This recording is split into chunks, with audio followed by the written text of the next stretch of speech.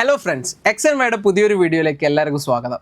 ഇന്ന് നമ്മൾ ചർച്ച ചെയ്യാൻ പോകുന്ന വിഷയം വളരെയധികം ഗൗരവമുള്ള കുട്ടികൾക്കൊക്കെ എല്ലാവർക്കും പ്രശ്നമായിട്ടുള്ളൊരു കാര്യമാണ്. അത് നമ്മൾ പഠിക്കുന്നു, കാര്യങ്ങൾ മറന്നു പോകുന്നു. എന്താ സാറേ എനിക്ക് പഠിച്ചിട്ട് കാര്യങ്ങൾ ഓർമ്മയിൽ നിൽക്കാത്തത്? ഇതെന്തെങ്കിലും മറവി പ്രശ്നമാണോ? ഡോക്ടറെ അടുത്ത് പോകണ്ടോ? ഏതെങ്കിലും ലേഹം കഴിച്ചാൽ മതി ഇതൊക്കെ മാറാൻ എന്നൊക്കെ പറയുന്ന കുട്ടികളുണ്ട്. ഇതൊന്നും വേണ്ട.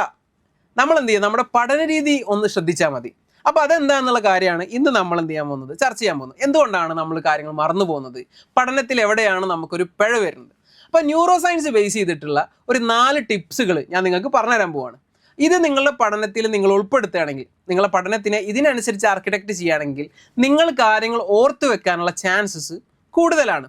എങ്ങനെയാണ് ഒരു കാര്യം നമ്മുടെ ഓർമ്മയിൽ നിൽക്കുന്നതെന്നും എങ്ങനെയാണ് നമ്മൾ കാര്യങ്ങൾ മറന്നു പോകുന്നത് എന്നുള്ള കാര്യം നമ്മൾ മനസ്സിലാക്കി കഴിഞ്ഞ് കഴിഞ്ഞാൽ പഠനത്തിനെ അതിനനുസരിച്ച് നമ്മൾ എന്ത് ചെയ്യുക, നാവിഗേറ്റ് ചെയ്താൽ എഫക്റ്റീവായിട്ടുള്ള ലേണിംഗ് എന്ന് പറയുന്നത് അസാധ്യമായിട്ടുള്ളൊരു കാര്യമില്ല. പോയോക്കിയാലോ. ഫസ്റ്റ് ഓഫ് ഓൾ, എങ്ങനെയാണ് നമ്മളൊരു ഇൻഫർമേഷൻ സ്റ്റോർ ചെയ്യുന്നത്? ഇപ്പോൾ കമ്പ്യൂട്ടറുകളിലൊക്കെ നമ്മൾ ഇൻഫർമേഷൻ എങ്ങനെ സ്റ്റോർ ചെയ്യുക? ഒരു ഫോൾഡർ ഉണ്ടാക്കും, അതിലേക്ക് ആവശ്യമുള്ള ഡാറ്റാസ് എന്ത് ചെയ്യും, കോപ്പി പേസ്റ്റ് ഇടും എന്ന് പറഞ്ഞ പോലെയാണോ? അപ്പോൾ ഞാൻ ഫിസിക്സ് പഠിക്കുമ്പോൾ ഫിസിക്സ് എന്ന് പറയുന്ന ഒരു ഫോൾഡറിൽ എൻ്റെ തലച്ചോറിലുണ്ടാവും. ഓക്കെ, ഫിസിക്സ് എന്ന് പറയുന്ന ഫോൾഡർ. അപ്പോൾ ഞാൻ അതിലൊരു ലോ പഠിച്ചു. അപ്പോൾ നേരെ കോപ്പി പേസ്റ്റ് ആയിട്ട് ആ ഫോൾഡറിൽ പോകുന്നു. മാത്സിൽ നിന്നാണ് ഞാനൊരു ഇക്വേഷൻ പഠിച്ചതെങ്കിൽ, ഒരു പ്രോബ്ലം സോൾവ് ചെയ്യാൻ പഠിച്ചെങ്കിൽ അത് മാത്സ് എന്ന് പറയുന്ന ഒരു ഫോൾഡറിലേക്ക് നമ്മുടെ തലച്ചോറിൽ പോകുന്നു. ഇങ്ങനെയാണോ മെമ്മറി വാക്ക് ചെയ്യുന്നത്? അല്ല, ഇങ്ങനെയല്ല മെമ്മറി വാക്ക് ചെയ്യുന്നത്. മെമ്മറി എന്ന് പറയുന്നത് ആക്റ്റീവ്ലി കൺസ്ട്രക്ട് ചെയ്തുകൊണ്ടിരിക്കുകയാണ്. അതായത് ഒരു ലിവിങ് ആയിട്ടുള്ള ഒരു ട്രീ പോലെ നമുക്ക് വേണമെങ്കിൽ എന്ത് ചെയ്യാം, മെമ്മറിയെ കൺസിഡർ ചെയ്യാം. ലിവിങ് ആയിട്ടുള്ള ഒരു ട്രീ. അതിൻ്റെ റൂട്ട്സ് എന്ന് പറയുന്നത് എന്താണ്? നമ്മളെ പറ്റിയിട്ടുള്ള നമ്മുടെ ഐഡൻറ്റിറ്റി ബേസ്ഡ് ആയിട്ടുള്ള ഇൻഫർമേഷൻസ് ആയിരിക്കും ഉണ്ടാവുക. പിന്നെ നമ്മളെ അക്യൂർ ചെയ്തിട്ടുള്ള പഴയ ഇൻഫർമേഷൻസ്, ഇപ്പോഴും നമുക്ക് അറിയുന്ന കാര്യങ്ങളൊക്കെ അതിൻ്റെ ട്രങ്കുകളും അതുപോലെ തന്നെ ചില്ലകളൊക്കെ ആയിട്ട് മാറിയിട്ടുണ്ടാകും. പിന്നെ പുതുതായി നമ്മൾ എന്ത് ചെയ്യുന്നു, ലേൺ ചെയ്യുന്ന കാര്യങ്ങൾ എന്ന് പറയുന്നത് എന്തായിരിക്കും? അതിൻ്റെ ലീഫുകളായിരിക്കും. പുതിയതായിട്ടുണ്ടാകുന്ന തളിരിലകൾ എന്ന് പറയില്ലേ, അതായിരിക്കും നമ്മൾ ന്യൂ ആയിട്ടൊരു ഇൻഫർമേഷൻ ലേൺ ചെയ്യുമ്പോൾ ഉണ്ടാകുന്ന അവസ്ഥ എന്ന് പറയുന്നത്. എന്താണ് ഈ തളിരിലകളും അതുപോലെ ട്രങ്കും തമ്മിൽ വ്യത്യാസം? ട്രങ്ക് കുറച്ചുകൂടി സ്ട്രോങ് ആണ്, അതിൻ്റെ അസോസിയേഷൻ ട്രീയുമായിട്ട് എന്താണ്, പവർഫുൾ ആണ്. എന്നാൽ ഇലകൾ അങ്ങനെയാണോ? അല്ല, ഇലകൾ അങ്ങനെയല്ല. ഇലകൾക്ക് സ്ട്രോങ് ആവണമെങ്കിൽ കുറച്ച് കണ്ടീഷൻസ് ഉണ്ട്. സ്ട്രോങ് ആവാത്ത ഇലകൾ എന്താ ഉണ്ടാവുക, അത് കുറച്ച് കഴിഞ്ഞാൽ എന്ത് ചെയ്യും, നിലത്ത് കൊഴിഞ്ഞു പോകും. ഈ കൊഴിഞ്ഞു പോകുന്ന ഇലകളാണ് ഇത്തരത്തിൽ നമ്മൾ എന്ത് ചെയ്യുന്നത്, മറന്നു പോകുന്നത്. ഓക്കെ, കൊഴിഞ്ഞു പോയ ഇലകൾ അവിടെ ഉണ്ടാവില്ല, കുറച്ച് കഴിഞ്ഞ് വല്ല കാറ്റോ മറ്റോ അടിച്ചു കഴിഞ്ഞാൽ അതങ്ങനെ പാറിപ്പോകും. അപ്പോൾ ഈ തളിരിലകൾ ഉണ്ടായി കഴിഞ്ഞാൽ ഈ ഇലകളെ നമ്മൾ പെട്ടെന്ന് എന്ത് ചെയ്യണം, സ്ട്രോങ് ആക്കി മാറ്റണം എന്നുള്ളതാണ് അവിടെ അതിനെ പിടിച്ചു നിർത്താൻ നമ്മൾ ചെയ്യേണ്ട കാര്യം. എന്നതുപോലെ നമ്മളൊരു കാര്യം പഠിച്ചാൽ അതുമായിട്ടുള്ള നമ്മുടെ അറ്റാച്ച്മെൻറ്റ്, നമ്മുടെ മെമ്മറിയിൽ അതൊരു ഇലയായി മാറിയിട്ടുണ്ട്. പക്ഷേ ആ ഇലക്ക് നമ്മളുമായിട്ടുള്ള അറ്റാച്ച്മെൻറ്റിനെ സ്ട്രോങ് ആക്കുക എന്നുള്ളതാണ് ഇവിടെയുള്ള ഐഡിയ. കൊഴിഞ്ഞു പോവാതിരിക്കാൻ നമ്മൾ ശ്രദ്ധിക്കുക. അതിനെന്താ ചെയ്യാൻ പറ്റുക എന്നുള്ള 4 ടിപ്സ് ഞാനിവിടെ ഷെയർ ചെയ്യാൻ പോവാണ്. ഇത് 4ഉം ന്യൂറോ സയൻസ് ബേസ് ചെയ്തിട്ടുള്ള ഹാക്കുകളാണ്. 4മത്തേത് ഇൻട്രസ്റ്റിംഗ് ആണ്, അതിലുപരി അതെന്താണ്, കൂടുതൽ എഫക്റ്റീവാണ്. മെല്ലെ പോയോക്കാം നമുക്ക്. So first thing is this: dip your toe then dive. അതായത് നമ്മളിപ്പോൾ ഒരു കടലിലേക്ക് ഇറങ്ങുകയാണ്, അല്ലെങ്കിൽ ഒരു കുളത്തിലേക്ക് ഇറങ്ങുകയാണെങ്കിൽ ആദ്യം നമ്മൾ എന്ത് ചെയ്യുക, കാല് വെക്കുന്നു, പിന്നെ മെല്ലെ നമ്മൾ മുട്ടോളം ഇറങ്ങുന്നു. പതിയെയാണ് നമ്മൾ ഇറങ്ങേണ്ടത് എന്നുള്ളതാണ്. ഇതെന്തുകൊണ്ടാണ് പറയാൻ കാരണം വെച്ചെങ്കിൽ, നമ്മുടെ ബ്രെയിനെ സംബന്ധിച്ചിടത്തോളം അൺഫെമിലിയർ ആയിട്ടുള്ള കാര്യങ്ങളോട് ഒരു ഫ്രിക്ഷൻ ഉണ്ടാകും, ഒരു തടസ്സം ഉണ്ടായിരിക്കും, ഒരു ഫ്രിക്ഷൻ, ഒരു പ്രയാസമുണ്ട്. അൺഫെമിലിയർ എന്ന് പറയുമ്പോൾ നമ്മൾ അങ്ങോട്ട് പോവില്ല. മറിച്ച് ഫെമിലിയാരിറ്റി എന്ന് പറയുന്നതോ, ഫെമിലിയാരിറ്റി നമുക്ക് ഇഷ്ടമാണ്, അതെന്താണ്, ഓക്കെ ആണ്. ഓക്കെ, അപ്പം നമ്മളൊരു പുതിയ സബ്ജക്റ്റ് പഠിക്കുമ്പോൾ, ഒരു പുതിയ കാര്യം പഠിക്കുമ്പോൾ ഫെമിലിയർ ആവുക എന്നുള്ളത് വളരെയധികം ഇമ്പോർട്ടൻ്റ് ആണ്. എങ്ങനെയാണ് നമ്മൾ ഫെമിലിയർ ആവേണ്ടത്? ഒരു സബ്ജക്റ്റ് പഠിക്കുമ്പോൾ ഒരു ചാപ്റ്റർ നമ്മൾ പഠിക്കുകയാണെന്ന് വിചാരിക്കാം. ഓക്കെ, അപ്പോൾ മോഷൻ എന്ന് പറയുന്ന ഒരു ചാപ്റ്റർ നമ്മൾ പഠിക്കുകയാണ്. ഇതിന് നമ്മൾ ആദ്യം ഫെമിലിയാരിറ്റി ഉണ്ടാക്കണം. എങ്ങനെയാണ് ഞാൻ ഫെമിലിയാരിറ്റി സബ്ജക്റ്റുമായിട്ട് ഉണ്ടാക്കേണ്ടത്? മോഷൻ എന്ന് പറഞ്ഞാൽ എന്താ? അത് ആദ്യം ബേസിക്കലി നമുക്കറിയാം, ചലനം. ഓക്കെ, ഇനി ഒരു ചാപ്റ്റർ നമ്മൾ വായിക്കുമ്പോൾ ആ ചാപ്റ്ററിന് തന്നെ ഒരു ഇൻഡെക്സ് ഉണ്ടായിരിക്കും. അതായത് ഈ ചാപ്റ്ററിൽ നമ്മൾ എന്തൊക്കെ കാര്യങ്ങൾ പഠിക്കാൻ പോകുന്നുണ്ട് എന്നുള്ള കാര്യം അതിൽ തന്നെ ഉണ്ടായിരിക്കും. അതിലൂടെ നമ്മൾ എന്ത് ചെയ്യണം, വായിക്കണം. എന്തൊക്കെ കാര്യങ്ങൾ പഠിക്കണം? അപ്പോൾ നമ്മൾ പഠിക്കും, ലോസ് ഓഫ് മോഷൻസ് പഠിക്കാണ്ടായിരിക്കും, പിന്നെ അതുപോലെ തന്നെ വേറെ എന്തെങ്കിലും അതുമായി ബന്ധപ്പെട്ട കാര്യങ്ങൾ പഠിക്കാണ്ടായിരിക്കും. അപ്പോൾ ഇന്ന ടോപ്പിക്കുകൾ, പലതരം മോഷൻസ്, ഇങ്ങനെ കുറേ കാര്യങ്ങൾ എന്തുണ്ടാവും ഇതിൻ്റെ അടിയിൽ പഠിക്കണം. അതൊക്കെ നമ്മൾ എന്ത് ചെയ്യുക, ഫസ്റ്റ് ഇൻഡെക്സ് വായിക്കുക. എവിടെ കൂടെയാണ് നമ്മളെ പഠനം പോകാൻ പോകുന്നത് എന്നുള്ളൊരു ഫെമിലിയാരിറ്റി ഡെവലപ്പ് ചെയ്യണം. ഇത് കഴിഞ്ഞതിന് ശേഷം ആ ഒരു ടെക്സ്റ്റിനെ മൊത്തം ഒന്ന് സ്കാൻ ചെയ്യുക. എന്തൊക്കെ കാര്യങ്ങൾ, ഫിഗേഴ്സൊക്കെ നോക്കുക, എന്തൊക്കെ കാര്യങ്ങളുണ്ട്. അപ്പോൾ ഫെമിലിയാരിറ്റി ബിൽഡ് ചെയ്യാണ്. ഫെമിലിയാരിറ്റി ബിൽഡ് ചെയ്യുമ്പോൾ ഫ്രിക്ഷൻ കുറയുന്നു. ഈ ഫ്രിക്ഷൻ കുറയൽ നമ്മുടെ കൺസെപ്ച്വൽ അണ്ടർസ്റ്റാൻഡിങ്ങിനെ കുറച്ചും കൂടി എളുപ്പമാക്കും. ഇത്രയും കാര്യങ്ങളാണ് നമ്മളൊരു ഫ്ലോയിലേക്ക്, പഠനത്തിൻ്റെ ഒരു ഫ്ലോയിലേക്ക് ഇറങ്ങുന്നതിൻ്റെ മുന്നേ ചെയ്യേണ്ട കാര്യങ്ങൾ. നമ്മൾ ഫ്ലോയിലേക്ക് ഇൻ ചെയ്യാണ്. ഈ ഫെമിലിയാരിറ്റി ബിൽഡ് ചെയ്താൽ പിന്നെ അടുത്ത പ്രോസസ്സ് എന്ന് പറയുന്നത് ആണ്. നമ്മൾ എന്ത് ചെയ്യണം, പഠനത്തിലേക്ക് ഇൻ ചെയ്യണം. അപ്പോൾ നമ്മൾ ഫസ്റ്റ് സബ് ഹെഡിങ്ങിൻ്റെ ആദ്യത്തെ ലൈൻ അത് നമ്മൾ വേർഡ് ബൈ വേർഡ് വായിച്ചു തുടങ്ങുന്നു. അവിടെ എന്ത് കൺസെപ്റ്റുകളാണ് പറയുന്നത് എന്നുള്ള കാര്യം നമ്മൾ എന്ത് ചെയ്യുന്നു, പഠിച്ചു തുടങ്ങുന്നു. ഇതാണ് ആ ഫ്ലോയിലേക്കുള്ള എൻട്രിങ്. ഈ ഫ്ലോയിലേക്കുള്ള എൻട്രിങ് കഴിഞ്ഞിട്ട് നമ്മൾ അവിടുന്ന് കരകയറുന്നു, അതായത് പഠനം അവസാനിപ്പിക്കുന്നു. ഈ ഒരു സൈക്കിൾ ഏകദേശം പലർക്കും പല രീതിയിലാണ് ഉണ്ടാവുന്നത്. പക്ഷേ മിനിമം ഒരു 30 മിനിറ്റ്സ് എങ്കിലും ഈ സൈക്കിൾ നമുക്ക് വെക്കാൻ പറ്റിയില്ലെങ്കിൽ അതൊരു പ്രയാസമുള്ള കാര്യമാണ്.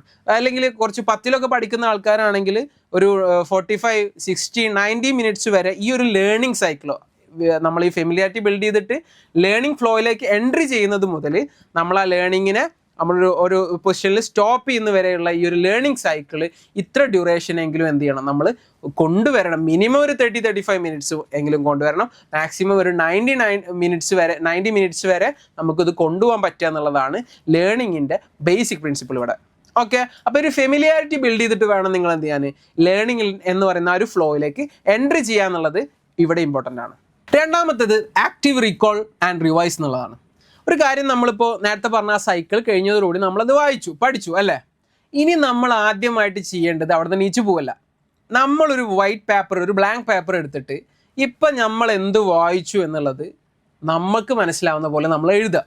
ഓക്കെ, അപ്പോൾ അതിനൊരു സഹായിക്കാൻ വേണമെങ്കിൽ നമ്മളിപ്പോൾ ആ ചാപ്റ്റർ വായിക്കുമ്പോൾ ആ ചാപ്റ്ററിന് ഒരു സ്ട്രക്ചർ ഉണ്ടല്ലോ, ഹെഡിങ്, സബ് ഹെഡിങ്, ഇത്ര പോയിന്റ്സ്, ഇന്ന കാര്യങ്ങൾ. ആ ഒരു സ്ട്രക്ചറിൽ തന്നെ നമ്മുടെ ഓർമ്മയിൽ എന്തൊക്കെ കാര്യങ്ങളുണ്ടോ അതൊരു ഹെഡിങ് ആയിട്ട് മോഷൻ എന്നുള്ളൊരു ഹെഡിങ് എഴുതുന്നു. അതിൻ്റെ സബ് ഹെഡിങ് നമുക്ക് എന്താണെന്ന് ഓർമ്മ ഉണ്ടെങ്കിൽ അതെഴുതുന്നു. മോഷൻ്റെ ഡെഫിനിഷൻ ഇവിടെ എഴുതി വെക്കുന്നു. ആ സബ് ഹെഡിങ്ങിൻ്റെ കാര്യങ്ങൾ എന്തെന്നുള്ളത് എഴുതുന്നു. അതിനുശേഷം എന്തൊക്കെ പോയിന്റ്സ് അതിൽ നമുക്ക് ഓർമ്മ ഉണ്ട് അതൊക്കെ എഴുതി വെക്കുന്നു. ഇത്തരത്തിൽ എന്താണോ നമ്മളപ്പോൾ വായിച്ചത് അതിൻ്റെ ഒരു നോട്ട്സ് നമുക്ക് എന്തൊക്കെ ഓർമ്മ നിൽക്കുന്നുണ്ടോ അതെല്ലാം കളക്ട് ചെയ്ത് വരിക. ഓക്കെ, അത് കളക്ട് ചെയ്ത് വന്നിട്ട് എന്തിനാണ്, ഇത് കളക്ട് ചെയ്തതിന് ശേഷം ലാക്ക് ചെയ്യുന്നത് ജസ്റ്റ് നോക്കുക, എന്താണ് ലാക്ക് ചെയ്തത്, എന്തൊക്കെ പോയിന്റ്സ് വിട്ടുപോയി എന്നുള്ള കാര്യം നോക്കുക.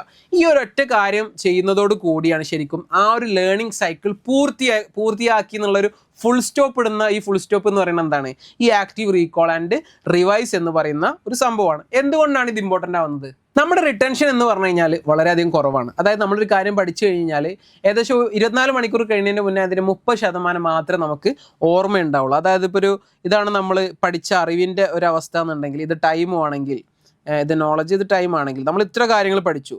വിത്തിൻ 24 hours 24 മണിക്കൂർ ആകുമ്പോഴത്തേക്കും അതെന്ത് ചെയ്യും, 30% ഡൗൺ ആവും.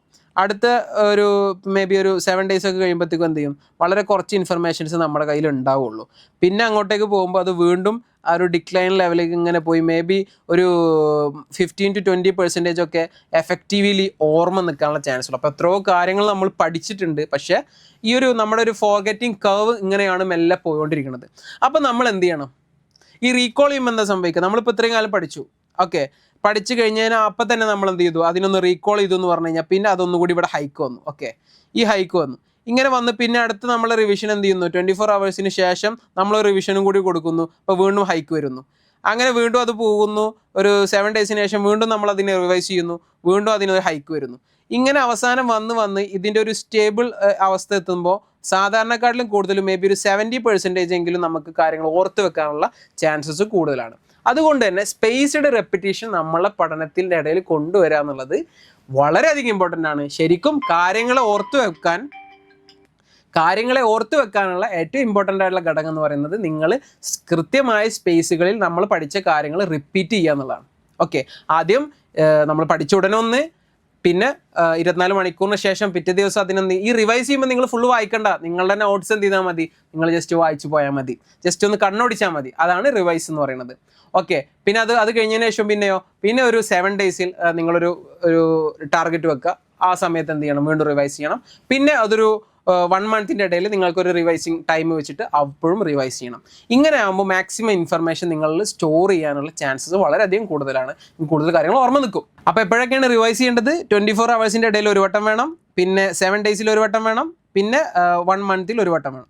ഓക്കെ, ഇതൊരു മിനിമം സ്ട്രക്ചറാണ്. ഇതെങ്കിലും നിങ്ങൾ എന്ത് ചെയ്യണം, നിങ്ങളൊരു റിവിഷൻ, ഒരു ചാപ്റ്ററിൻ്റെ റിവിഷൻ ഈ ഒരു അവസ്ഥയിലെങ്കിലും നിങ്ങൾ എന്ത് ചെയ്യണം, കൊണ്ടുപോകണം. അപ്പോൾ ഇതാണ് രണ്ടാമത്തെ ഹാക്ക്. ഇനി തേർഡ് വൺ എന്ന് പറഞ്ഞു കഴിഞ്ഞാൽ use in context and analyse എന്നുള്ളതാണ്. അതായത് നമ്മൾ ഈ പഠിച്ച കാര്യങ്ങൾ നമ്മളിങ്ങനെ മനസ്സിലാക്കി വെച്ചു, നമ്മൾ പറഞ്ഞുകൊണ്ടൊന്നും കാര്യമില്ല. നമുക്കത് എന്ത് ചെയ്യണം, എവിടെയെങ്കിലും അതിൻ്റെ ഒരു യൂട്ടിലിറ്റി ഉണ്ട്, നമുക്ക് എക്സാമിൽ എന്ത് ചെയ്യണം, മാർക്ക് വാങ്ങണം. അപ്പോൾ നമ്മൾ എന്ത് ചെയ്യണം, ക്വസ്റ്റ്യൻസ് ചെയ്യണം, ക്വസ്റ്റ്യൻസ് പ്രാക്ടീസ് ചെയ്യണം. അപ്പോൾ നമ്മൾ ഈ പഠിച്ച നോളജ് വെച്ചിട്ട് നമ്മൾ പലതരത്തിലുള്ള ക്വസ്റ്റ്യൻസുകൾ പ്രാക്ടീസ് ചെയ്തുകൊണ്ടേ ഇരിക്കുക. മാത്രമല്ല ചെയ്ത ക്വസ്റ്റ്യൻസ്, ഇപ്പോൾ നമ്മളൊരു ക്വസ്റ്റ്യൻ ആൻസർ ചെയ്തു, നമ്മളൊരു പ്രീവിയസ് ഇയർ ക്വസ്റ്റ്യൻ പേപ്പർ എന്ത് ചെയ്തു, ഒരു സബ്ജക്റ്റിൻ്റെ ചെയ്തു, ഒരു ചാപ്റ്ററിൻ്റെ ചെയ്തു എന്ന് കരുതാം. അതിൽ നമ്മൾ എന്ത് ചെയ്യണം, അത് ചെയ്തതിന് ശേഷം ഇത്ര അധികം ക്വസ്റ്റ്യൻസ് ശരിയായി, ഓക്കെ, ഇത്ര അധികം ക്വസ്റ്റ്യൻസ് ശരിയായി, എനിക്ക് ടോപ്പിക് അറിയാം എന്ന് പറഞ്ഞ് പോവല്ല. ശരിയായ ക്വസ്റ്റ്യൻസും നമുക്ക് കിട്ടാത്ത ക്വസ്റ്റ്യൻസും അനലൈസ് ചെയ്യണം. അതാണ് ഈ അനാലിസിസ് പാർട്ടിൻ്റെ ഇമ്പോർട്ടൻസ് എന്ന് പറയുന്നത്. ഓക്കെ, ഈ അനാലിസിസ് പാർട്ടിൻ്റെ ഇമ്പോർട്ടൻസ് എന്ന് പറയുന്നത് അതാണ്. അപ്പോൾ നമ്മൾ അനലൈസ് ചെയ്യുമ്പോഴാണ് നമ്മൾ കുറേ കാര്യങ്ങൾ എന്ത് ചെയ്യുക, നമുക്ക് ഒരു ഇൻസൈറ്റ് കിട്ടുക. അതുപോലെ തന്നെ നമ്മൾ റിവിഷൻ ചെയ്തതിലൊക്കെ വീക്ക് പോയിന്റ്സ് എന്താണെന്നുള്ള കാര്യങ്ങളൊക്കെ നമുക്ക് മനസ്സിലാവാത്തൊരു കൺസെപ്ച്വൽ ഡെപ്ത് എവിടെയാണ് ഉള്ളതെന്നൊക്കെ മനസ്സിലാവണമെങ്കിൽ നമ്മൾ എന്ത് ചെയ്യണം, ഈ അനലൈസ് പാർട്ട് കൃത്യമായിട്ട് ചെയ്തിരിക്കണം. അപ്പോൾ ഇത്തരത്തിൽ നമ്മുടെ പഠനത്തിൻ്റെ രീതിയിൽ ക്വസ്റ്റ്യൻ പ്രാക്ടീസുകൾ, അതായത് നമ്മൾ ആ നോളജിനെ എങ്ങനെ യൂസ് ചെയ്യുന്നു, ആ ക്വസ്റ്റ്യൻ പ്രാക്ടീസുകളും കൂടി നമ്മൾ എന്ത് ചെയ്യണം, ഷെഡ്യൂളിൽ കൊണ്ടുവരണം. അപ്പോൾ ഇത്തരത്തിൽ നമ്മുടെ ഒരു റിവിഷൻ പ്രോസസ്സിൻ്റെ ഭാഗമായിട്ട് ക്വസ്റ്റ്യൻസുകൾ പ്രാക്ടീസ് ചെയ്യുകയും അത് അനലൈസ് ചെയ്യുകയും കൂടി ഉൾപ്പെടുത്തുക എന്ന് പറയുന്നത് നമ്മുടെ ഇൻഫർമേഷൻസ് റീകോൾ ചെയ്യാനും അതുപോലെ തന്നെ അതൊരു ക്വസ്റ്റ്യൻസ് കണ്ടുപാടാൻ ഉത്തരം കിട്ടാന്ന് അറിയില്ല, ഒരു മസിൽ മെമ്മറി ലെവലിലേക്കൊക്കെ ഈ ഇൻഫർമേഷൻസിനെ നമുക്ക് എന്ത് ചെയ്യാൻ പറ്റും, എസ്കലേറ്റ് ചെയ്യാൻ പറ്റുന്ന ഒരു ആക്റ്റാണ് ഇതെന്ന് പറഞ്ഞു കഴിഞ്ഞാൽ. അപ്പോൾ ഇതും നിങ്ങൾ ഒരിക്കലും മിസ് ഔട്ട് ചെയ്യരുത്. ഇനി ഫോർത്ത് വൺ എന്ന് പറഞ്ഞാൽ എന്താണ്, attach emotions or stories to the topic.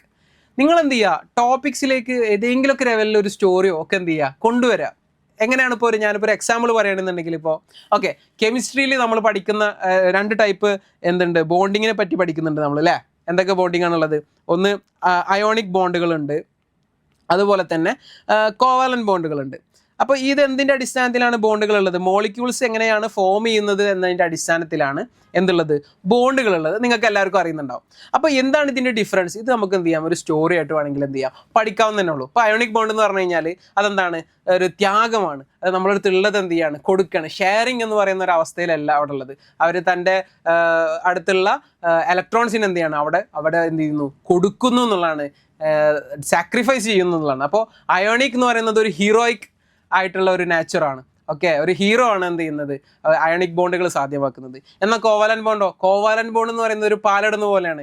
It's A sharing. Okay, അങ്ങോട്ടേക്കും ഇങ്ങോട്ടേക്കും, പാലട്ട് അങ്ങോട്ടും ഇങ്ങോട്ടും എന്ന് പറയില്ലേ. എന്നാൽ കോവാലന്റ് എന്ന് പറയുന്നത് പാലമിടുന്ന ആൾക്കാരുടെ ഒരു സ്വഭാവമാണ്. ഇത്തരത്തിൽ നമുക്ക് റിലേറ്റബിൾ ആയിട്ടുള്ള സ്റ്റോറീസിനെ നമ്മൾ പഠിക്കുന്ന കാര്യവുമായിട്ട് എന്ത് ചെയ്യുക, റിലേറ്റ് ചെയ്യിപ്പിച്ചാൽ കൂടി അത് ഓർത്തു വെക്കാനും അതിനെ പെട്ടെന്ന് റീകോൾ ചെയ്യാനുള്ള ചാൻസസ് വളരെയധികം ഹൈ ആയിരിക്കും.